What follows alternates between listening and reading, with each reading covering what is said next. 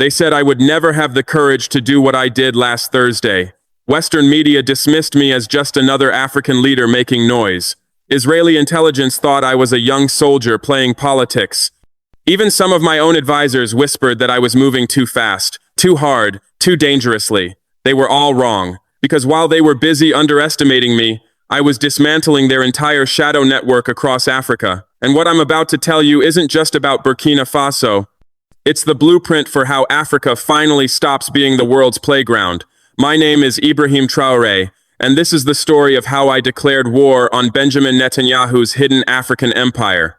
For the past 15 years, while African leaders signed development deals and smiled for photo ops, Netanyahu was building something else entirely, a spider web of intelligence operations, data harvesting companies, and surveillance networks stretching from Lagos to Nairobi. They thought we were too poor to notice, too divided to resist, too desperate to say no.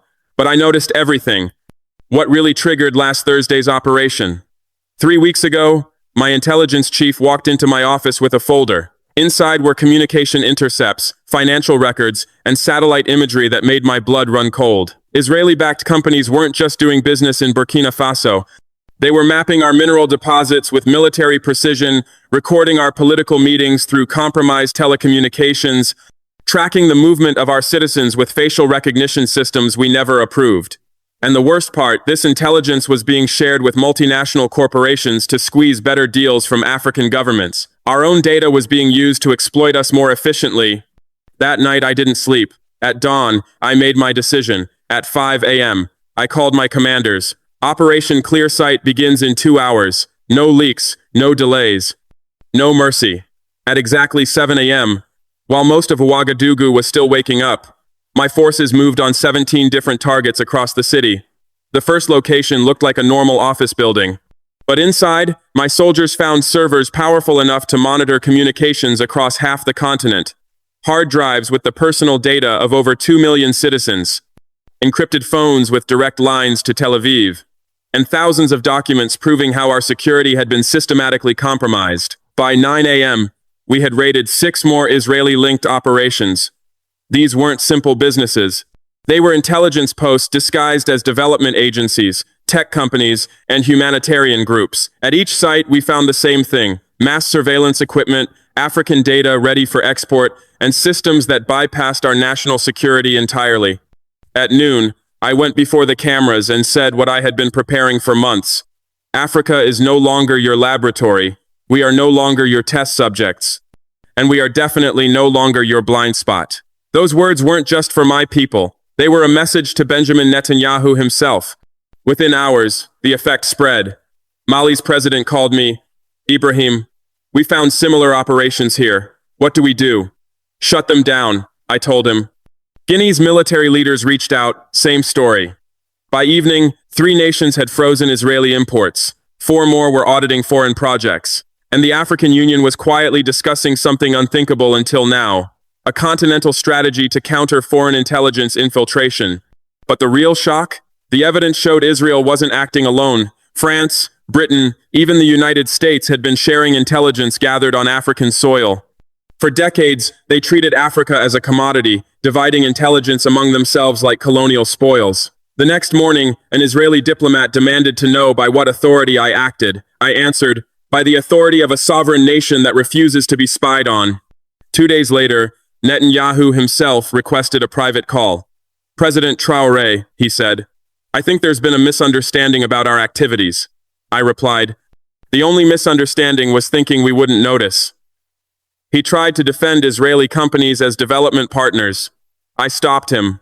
When you build infrastructure that spies on the people it serves, that's not development. That's occupation with better marketing. The call lasted 12 minutes. He never called back. Their response came through propaganda. Israeli media called me reckless. European newspapers warned of my authoritarian tendencies. But young Africans no longer take their cues from foreign media. They see through the lies. That night, thousands gathered outside the presidential compound not to protest, but to celebrate. Signs read, "Our data, our choice." University students organized lectures on digital sovereignty. Even my critics admitted what we exposed had to be exposed. Soon, African leaders began sharing their own intelligence with me. What emerged was bigger than any one country. A continent-wide picture of surveillance, extraction, and deception. So we created something new, the Continental Digital Sovereignty Framework. Its principles are simple.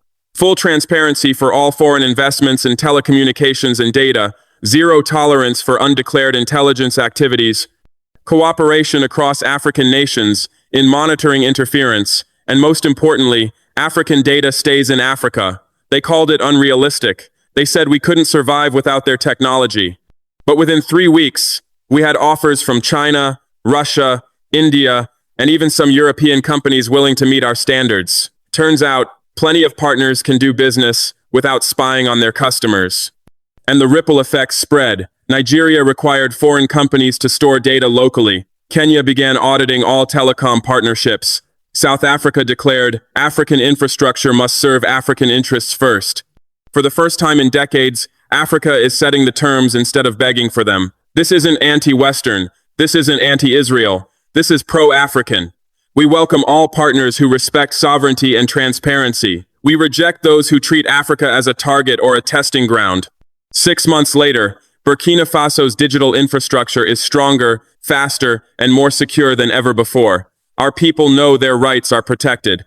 Our internet is cheaper, our networks safer, and our sovereignty intact. The lesson is clear. Technological independence isn't just possible, it's profitable. The era of African digital colonialism is ending. The question isn't whether the world will respect African digital sovereignty. The question is, how much will it cost them to learn the same lesson Benjamin Netanyahu already learned? Because one way or another, they will learn it. Africa chooses sovereignty. Africa chooses transparency. Africa chooses its own digital destiny.